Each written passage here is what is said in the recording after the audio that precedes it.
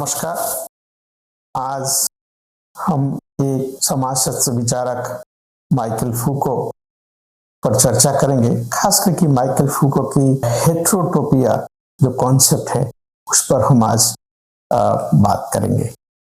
What is this heterotopia is all about? Michael Foucault's concept of heterotopia को अगर हम देखें, ये खास करके उन्होंने एक ऐसे लिखा था, एक लेक्चर उन्होंने डिलीवर किया था जो कि 1967 में वो लेक्चर डिलीवर था ऑफ अदर स्पेसेस यूटोपियाज एंड हेट्रोटोपियाज।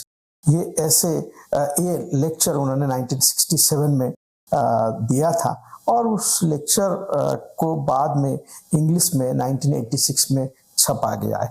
तो बेसिकली हेट्रोटोपिया जो कॉन्सेप्ट है, एक व्याख्यान माइकल फूको द्वारा प्रस्तुत की गई थी। उस व्याख्यान में इस शब्द को उन्होंने प्रयोग किया था।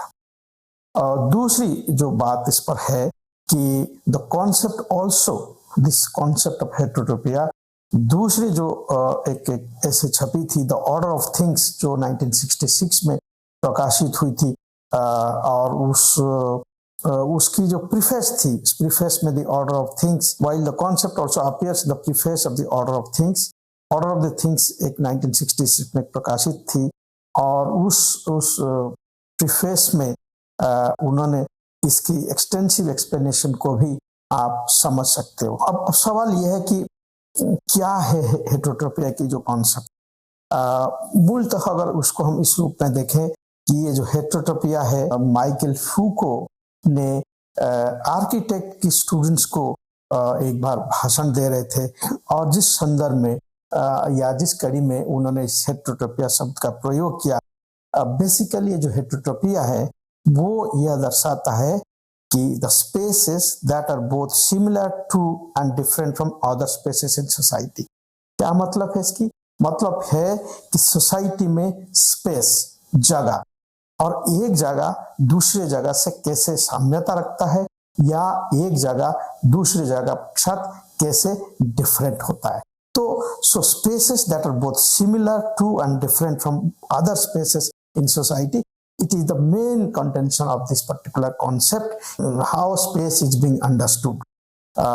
फूको अगर इसकी एग्जाम्पल्स की बात करें कि how does he give the examples, किस प्रकार की एग्जाम्पल के माध्यम से ये इसको दर्शाने की कोशिश करते हैं, खास करके वो जहाज है, शिप्स, और शिप्स भी एक प्रकार की स्पेस है। सिमेट्रीज, जहाँ सिमेट्रीज लोग मृतक से जुड़े हुए जो जगह है, शवदाह या संस्कार जहां हम लोग करते हैं, प्रिजन्स, ये सब जो है अलग अलग प्रकार की स्पेस का नुआंसेस को दर्शाता है। क्या मतलब है इसकी? इसकी मतलब ये है कि ये अलग अलग स्पेस है।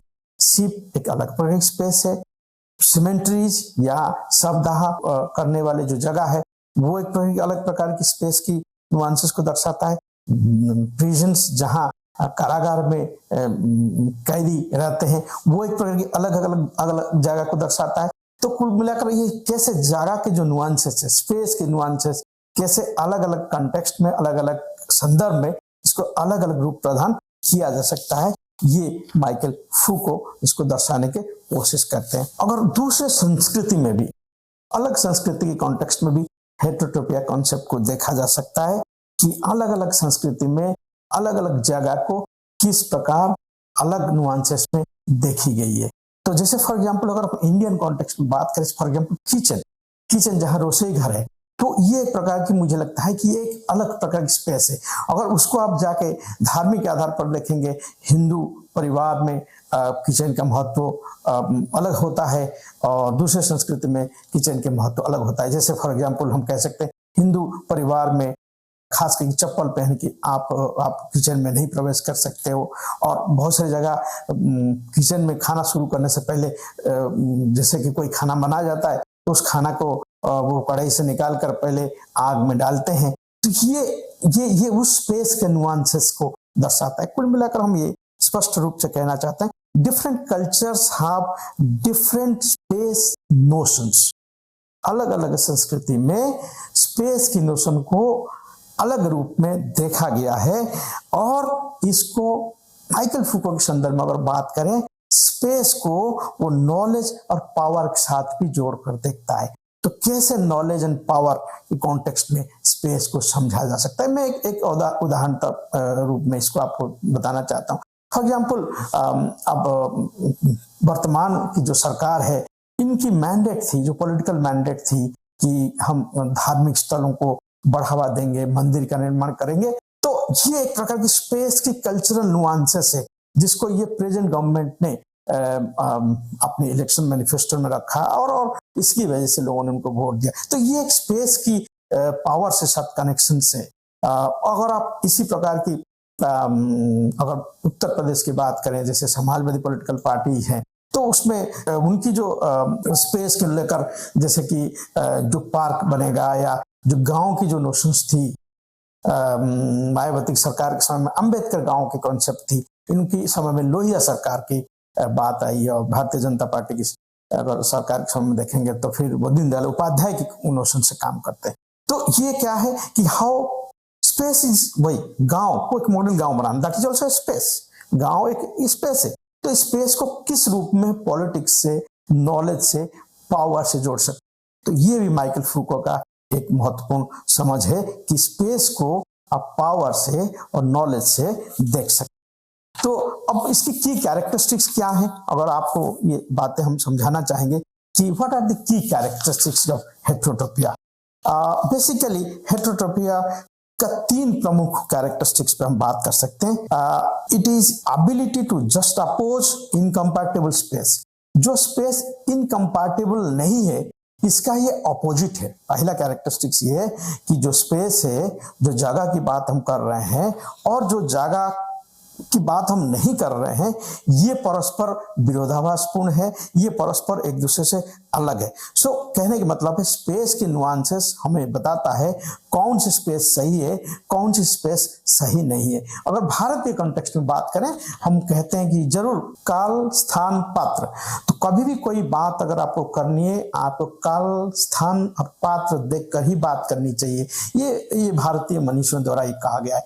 तो क्या मतलब है, तो अगर स्पेस की भी बात करें, जगह की भी बात करें, तो उस जगह की बात को भी हमें दूसरे जगह के संदर्भ में, उसके विपरीतार्थ संदर्भ में ही समझना होगा।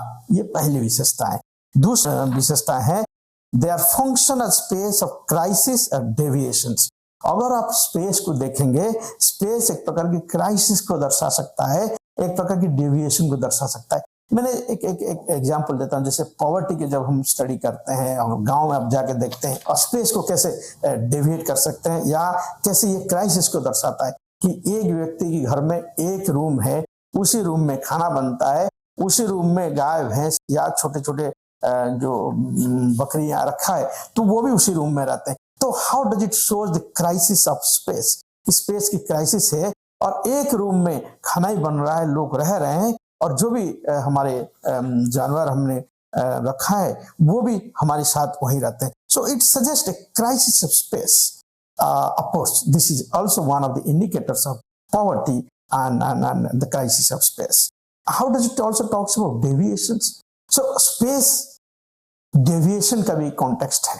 तो एक स्पेस, जैसे हम लोग कहते हैं कि अगर आप देखेंगे कि बहुत सारे लोग कहते हैं कि वो श्मशान है, तो वहां जाएंगे तो वहां डर लगेगा। तीसरा जो महत्वपूर्ण विशेषता है हेटेरोटोपिया का, वो है पोटेंशियल चैलेंज और invert the establish social order. जो स्थापित सामाजिक व्यवस्था है उसके लिए ये एक प्रकार की चैलेंज हो सकता है, या यह उसके लिए एक प्रकार के चैलेंज कर सकता है, एक प्रकार के चैलेंज पैदा कर सकता है।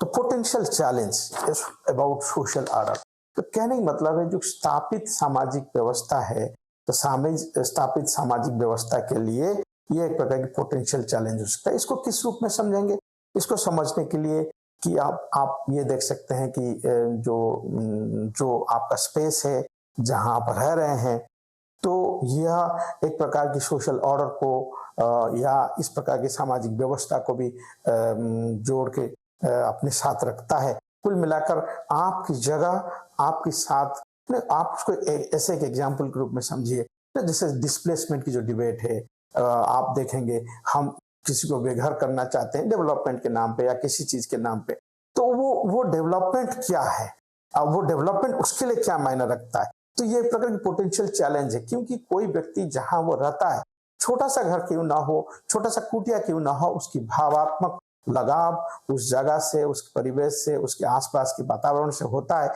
तो इसलिए कोई भी आदमी उस सारी चीजों से हटना नहीं चाहता है, जाना नहीं चाहता है। तो ये एक प्रकार की स्पेस को लेकर एक चैलेंज क्रिएट करता है अगर हम डेवलपमेंट के नाम पे किसी को विस्थापित करना चाहते हैं। तो ये तीन महत्वपूर्ण विशेषताएं हैं जिसके आधार पर आप हेटेरोटोपिया की डायनामिक्स को समझ सकते हो। अगर कुछ हेटेरोटोपिया की और एग्जांपल की बात करें, आप सिमेट्रीज की अगर बात करते हुए, डेड एंड लिविंग को एग्जिस्ट, जहां पर जीवित और मृत लोग एक साथ रहते हैं। Foucault identifies various examples such as symmetries where the dead and living coexist, prison space of confinement and control, कि कैसे प्रिजन जो है एक प्रकार की स्पेस है जहां आप कन्फाइन हो और you are under control. And gardens for example, no अगर गार्डन की बात करें, which can be seen both enclosed and expansive space, आपके घर के पीछे किचन गार्डन है या कोई गार्डन है, तो ये वो एक स्पेस को दर्शाता है जो इनक्लोज हो, आपके साथ जुड़ा हो, या जिसको आप एक्सपांड कर सकते हो। तो इसको भी आप पॉलिटिक्स से या इसको भी पावर स्ट्रक्चर से, इसको भी सोशल ऑर्डर से जोड़ के देख सकते हो। जो बहुत पैसा वाले होंगे तो उनके पास एक्सपेंसिव स्पेस होंगी, उनके पास गार्डन होगा, बीच में एक छोटा सा घर होगा पर चारों तरफ उनके पास गार्डन होगा या किचन गार्डन होगा या खेती कर रहे होंगे। तो ये स्पेस का एक प्रकार की पावर के साथ, स्पेस का इनकम के साथ एक प्रकार के संबंध है। इसके अलावा और क्या एग्जांपल्स उसको रूप में इसको देख सकते हैं, जैसे वो हनीमून शूट्स, आप जानते होंगे हनीमून शूट क्या होता है। जैसे कपल्स शादी के बाद हनीमून पे जाते हैं और उसके लिए एक स्पेशल डिजाइन है आजकल, हनीमून शूट्स और हनीमून पैकेजेस। तो वो भी एक प्रकार की स्पेस है, एक प्रकार की space which is been specially design to by keeping the need and requirement of newly married couples. So therefore honeymoon space is also part of the discussions of heterotopia of Michael Foucault. Likewise, brothels, libraries, motels are clearly separate the spaces of everyday life. कहने का मतलब है आपकी दैनंदिन जीवन के साथ जो लाइफ, दैनंदिन जीवन के साथ आप जिस प्रकार की स्पेस का प्रयोग करते हैं, और जब मोटल्स में जाते हैं, ब्रोथल्स में जाते हैं, लाइब्रेरीज में जाते हैं, वहां स्पेस के नुआंसेस बदल जाता है। इससे ये स्पष्ट होता है कि जो स्पेस की जो कॉन्सेप्ट है वो कॉन्सेप्ट कल्चर स्पेसिफिक है, सोसाइटी स्पेसिफिक है और स्पेस स्पेसिफिक है। जगह अपने रूप को, फॉर एग्जांपल मंदिर also it's a kind of space, it defines the nuances. So therefore इससे ये हम कहना चाहते हैं कि स्पेस को समझने की आवश्यकता है, स्पेस की डायनामिक्स को समझने की आवश्यकता है, स्पेस को या जगह को पॉलिटिक्स, पावर और नॉलेज के साथ भी जोड़ के देखा जा सकता है। Thank you very much.